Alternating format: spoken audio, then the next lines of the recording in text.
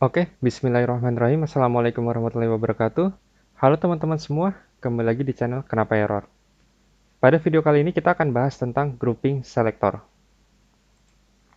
Grouping selector ini, atau mungkin banyak juga yang menyebutnya ini inheritance ya. Jadi kayak inheritance itu kan artinya penurunan atau pewarisan ya.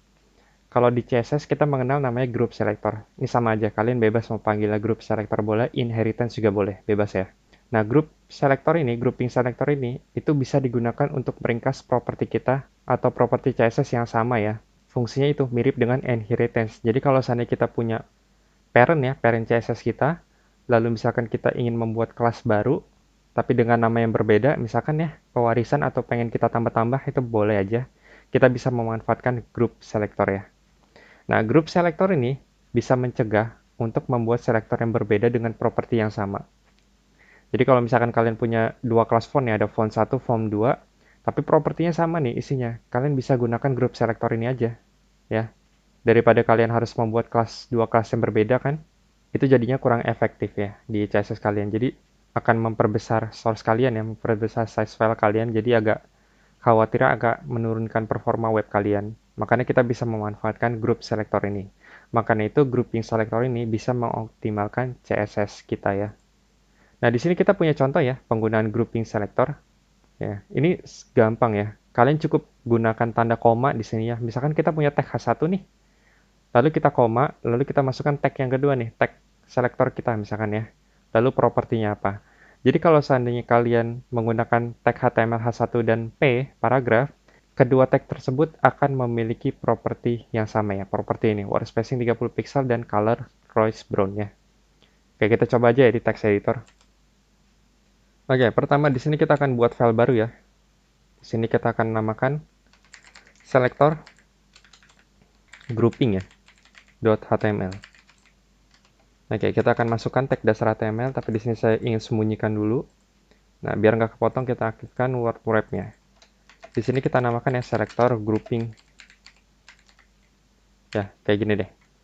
Oke, misalkan di body ini saya pengen masukkan simple aja. Kita masukkan div misalkan.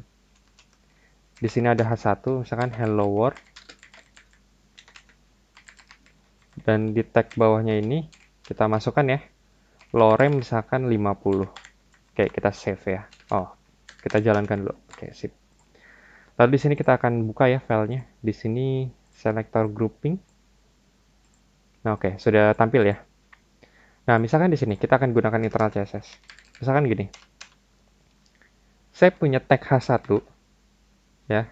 Misalkan dengan propertinya misalkan word spacing ya. 30 pixel deh. Colornya misalkan kita ganti jadi green ya. Kita save, kita lihat dulu hasilnya. Itu ya, berubah ya. Jadi nanti tag H1 ini memiliki properti dari si word spacing dan color ini. Ya, daripada kalian buat double kayak gini ya. Nih, misalkan saya punya dua text selector kayak gini, lalu di bawahnya paragraf ya. Kalau kita refresh, nah tuh kan, hasilnya sama ya, yang bawah cuman beda ukuran size-nya aja, karena kan di sini kita pakai paragraf, di sini H1 ya. Nah, daripada kalian buatnya seperti ini kan propertinya sama ya. Lebih baik di sini kita gabungkan aja keduanya. Caranya gimana? Caranya cukup kalian dengan mengetikkan tanda koma, lalu tuliskan tag selector yang selanjutnya atau kelas bebas ya. Di sini mau kalian pakai kelas misalkan name ya atau ID di sini misalkan test ya. Ini boleh-boleh aja, kalian bebas ya. Di sini kita contohnya pakai tag selector ya, biar mudah. Nggak usah bikin kelas di sini. Nah, kalau kita refresh di sini, hasilnya pun sama ya. Makanya di sini banyak juga yang menyebutnya ini adalah inheritance ya, inheritance atau pewarisan. Jadi si H1 ini mewarisi properti CSS-nya ke paragraf ini. Ya, kurang lebih gitu konsep untuk grouping selector.